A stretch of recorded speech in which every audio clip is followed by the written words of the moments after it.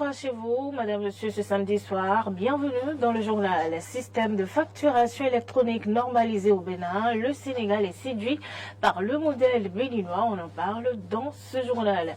Dîner de presse hier avec les professionnels des médias et le président de l'Assemblée nationale. Des sujets d'intérêt d'ordre administratif et politique étaient abordés. Vous aurez le reportage d'Arthur Wando. Le Japon a commencé ce jeudi à rejeter dans l'océan Pacifique de l'eau issue de la centrale nucléaire accidentée de Fukushima Daiichi. Voilà pour le sommaire. Restez avec nous pour le développement de ces titres et d'autres informations.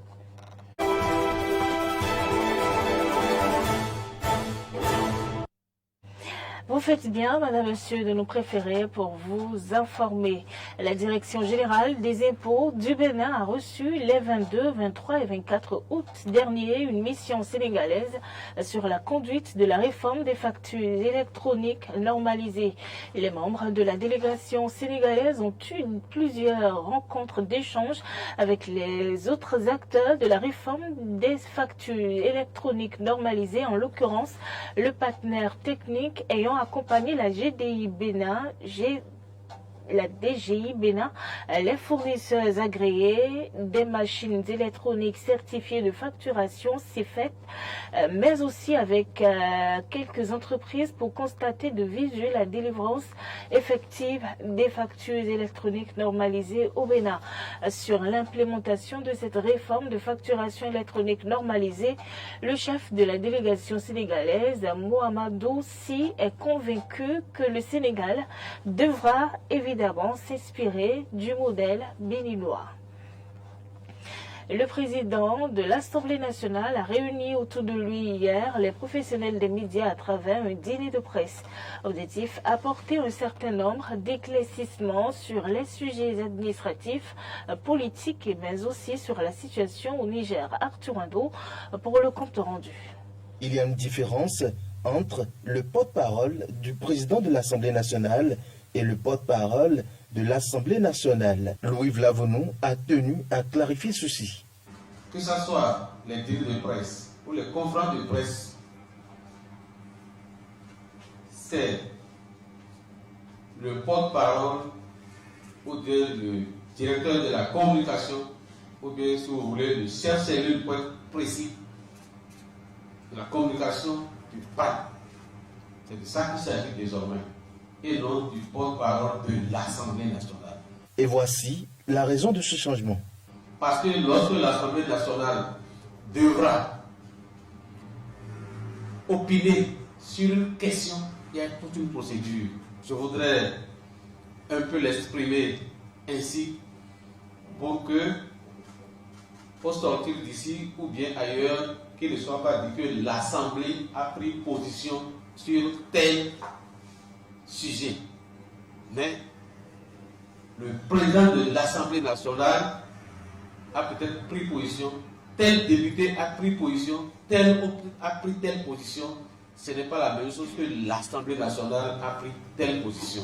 Celui qui va désormais porter officiellement la parole du président de l'Assemblée nationale a pour nom Vitali Boton.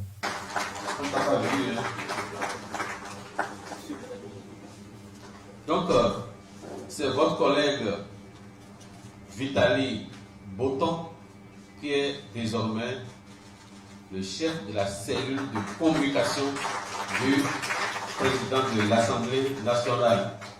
Autre sujet évoqué au cours de cette rencontre fut la question de l'instabilité au Niger. Face à ce sujet, la position du président de l'Assemblée nationale est claire. Le président de l'Assemblée nationale condamne fermement ce coup d'État intervenu donc dans le pays, au Niger. Il suit de près les différents développements et les efforts déployés actuellement par la CEDEAO pour résoudre cette crise-là. Et il tient à ce que cela se fasse dans le respect donc, de l'ordre constitutionnel et des principes démocratiques. Il a été évoqué aussi, entre autres, les sujets relatifs au bilan de la première session ordinaire de l'année 2023 et du point de partenariat presse-parlement. L'univers littéraire béninois s'est enrichi d'un nouvel ouvrage. Le lancement a eu lieu ce vendredi à la maison de la société civile à Cotonou, intitulé « La démocratie que veulent les peuples entre ingénierie démocratique et procéduralisation ». L'ouvrage est un essai qui porte la signature du docteur Claude Azalou Tingbe. Reportage. C'est un document de 134 pages écrit dans un langage accessible à tous. Cet essai intitulé « La démocratie que veulent les peuples entre ingénierie démocratique et procéduralisation » du biotechnologiste et socio-anthropologue Dr Claude Azalou Tingbe se veut un outil d'amélioration du système démocratique dans le monde. L'ouvrage comporte 2 chapitres tels que présentés par Séverin Abonokon, un ancien fonctionnaire des Nations Unies.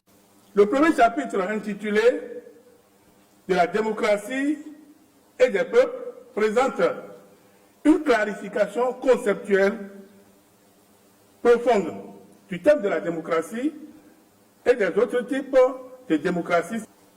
Ce chapitre présente également scientifiquement tout ce que représentent substantiellement les peuples d'aujourd'hui et l'importance de leur intégration. Et enfin, ce chapitre présente la substance scientifique de la question de la démocratie que veulent les peuples d'aujourd'hui. Le deuxième chapitre, intitulé « De l'ingénierie démocratique et de la procéduralisation », présente un contenu qui permet d'améliorer la démocratie représentative dans le monde. Dans une démarche scientifique, l'auteur s'est basé sur des analyses pour faire des propositions concrètes afin d'éradiquer les crises démocratiques et les coups d'État en Afrique et dans le monde. Le livre offre aux citoyens la possibilité de se rapprocher un peu plus des élus et vice-versa. Ce livre est le premier livre d'ingénierie démocratique en Afrique, à ma connaissance. Et donc, ce livre apporte l'amélioration nécessaire au système de la démocratie représentative dans le monde. Ce livre renforce l'universalisme de la démocratie pour un soutien davantage mutuel des élus, des élites et des peuples. Avec ce livre, vous n'aurez plus des crises démocratiques, vous n'aurez plus des crises politiques. Avec ce livre, si réellement les dirigeants appliquent les propositions d'ingénierie démocratique que j'ai faites, les standardisent, les institutionnalisent avec des procéduralisations que j'ai décrites dans le livre. Avec tout ça, les dirigeants n'entendront plus parler en fait de coups d'État, plus parler des crises politiques. Et donc, c'est un livre non seulement destiné aux dirigeants politiques du monde entier, dans tous ces pays qui se réclament d'obédience démocratique, mais c'est aussi un livre pour tous les citoyens, parce que chaque citoyen se retrouve forcément dans ce que j'ai écrit dans ce livre. Ce livre est un livre scientifique, ce n'est pas qu'une inspiration. Le docteur Claude Azalou Tingbe annonce le lancement dans les tout prochains mois de notre ouvrage qui sera intitulé « Les clés pour adapter la démocratie aux réalités socio-anthropologiques africaines ». Bientôt, les apprenants vont reprendre le chemin des classes. Habituellement, en cette période, les stands de vente de fournitures et de matériel didactique sont pris d'assaut par les parents. Mais le constat fait dans la ville d'Abomey-Calavi en démontre le contraire.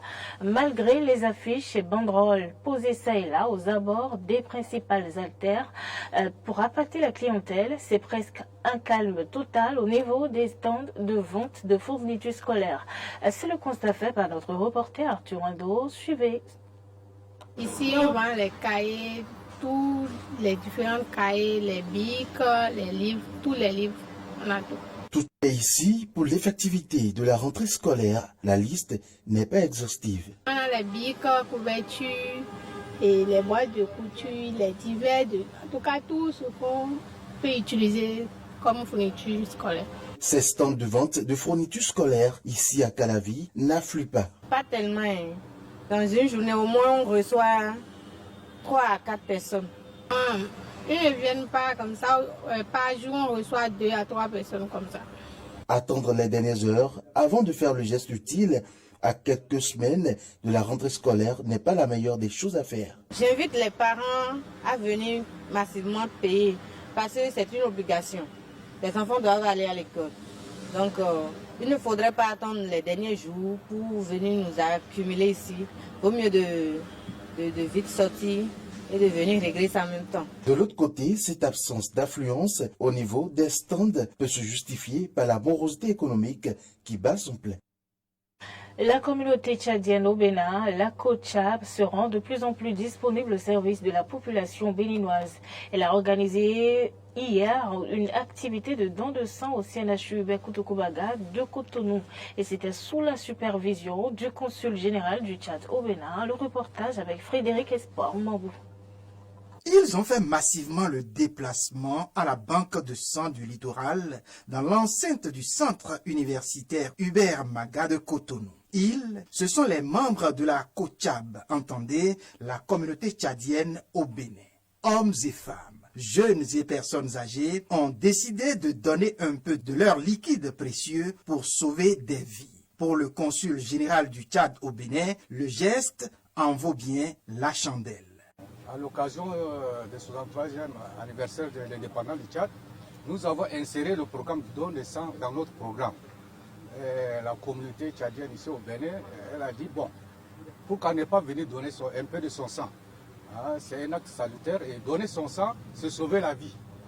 Donc c'est dans ce sens qu'ils ont dit, aujourd'hui, ce matin, donner un peu de leur sang.